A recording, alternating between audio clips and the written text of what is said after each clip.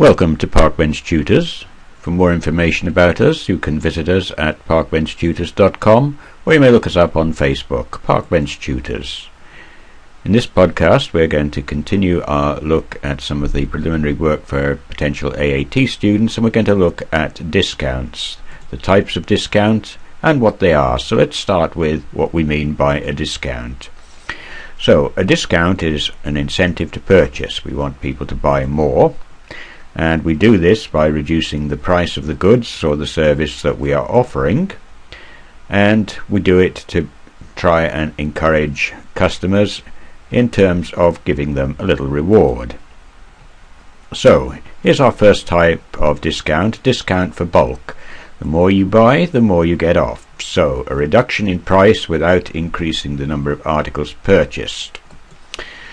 Or it can be a reduction in price for greater provision of services. Don't forget discounts apply to services just as much as they do to goods.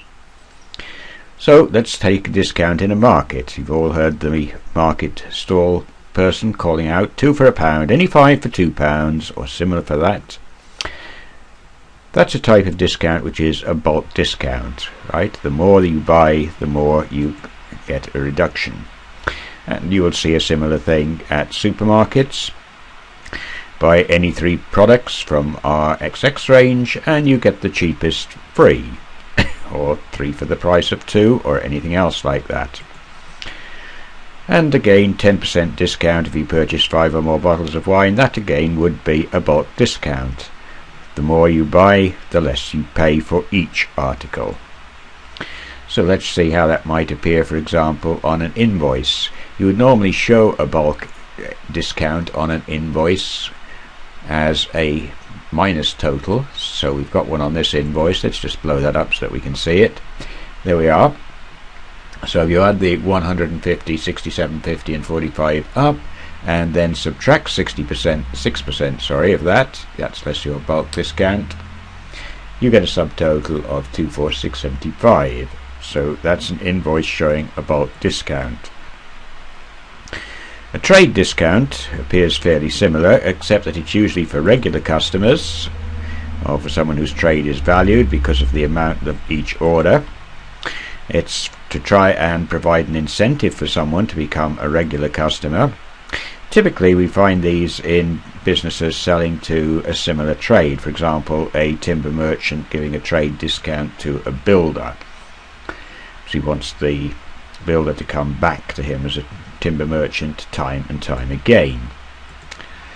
So trade discount is shown before the total, so its appearance on the invoice is not too different from bulk discount, except of course we can call it something different. We deduct the amount from list and we then show the net total, and value is calculated on the net price. So here's a typical example for a watch repairer, and you can see we've shown the trade discount as a minus total at the bottom, and again we'll just blow that up. So we've added the 210, 150 and 180, and we worked out what 8% of that is as a trade discount. That's 43.20. We subtracted that to get a new subtotal of 496.80. Now settlement discount. This is an amount given to encourage customers to pay. So we want them to pay quickly, so settlement discount only applies for a limited amount of time. Typically when you get an invoice, it usually says net 30 days or invoice to be paid within 30 days or whatever. But supplier may offer a discount, a settlement discount. Let's say it's to pay within 7 days, right? And so that then is the settlement discount, to pay earlier than the 30 days. The terms are written in a particular way. They're usually found at the bottom of the invoice, and it usually indicates the percentage settlement discount for payment within a particular time.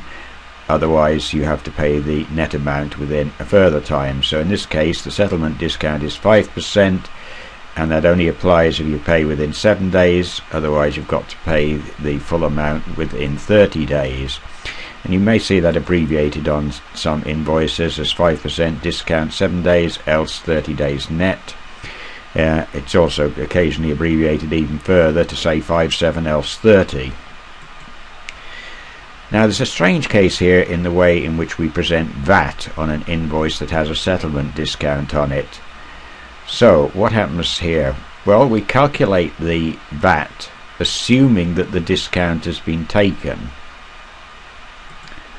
So VAT is based on net less the settlement discount. And even if the settlement discount is not taken, the VAT is not adjusted. So here's a typical example where we have 5% discount, 7 days net 30. And if we just blow it up again, if you take the total there, 900 plus 575 plus 120, that gives you a total of 1595. But the VAT is calculated on 1595 less 5%, in other words less the settlement discount, which is why the VAT is there at 303.05. Okay, let's have a go at this and see if we can do one or two questions here. Here's a typical invoice. So who's the invoice from? Who's the invoice to? And how many different items are there on the invoice? Okay, that was fairly simple, so let's try something a bit harder. Two types of discount are applied here, and if you can see what's happening, you will see that there are two ticks there, so watch those. And then there's a second discount which you can see just above the total, and you should be able to see from the invoice what the percentages are for each discount.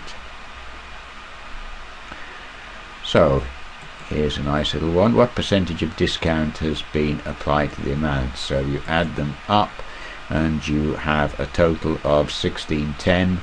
What sort of discount have you got there? So what percentage is that? So did you get your 7% worked out? And here's another little example here. What's the unit price of each item? There we are. And now we have a settlement discount here, 5% in 7 days else net 30. So if you can remember this, you can figure out what the subtotal is.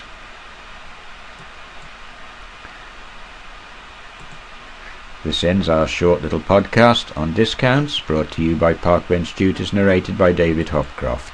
Thank you for watching and for listening. We wish you success in your studies.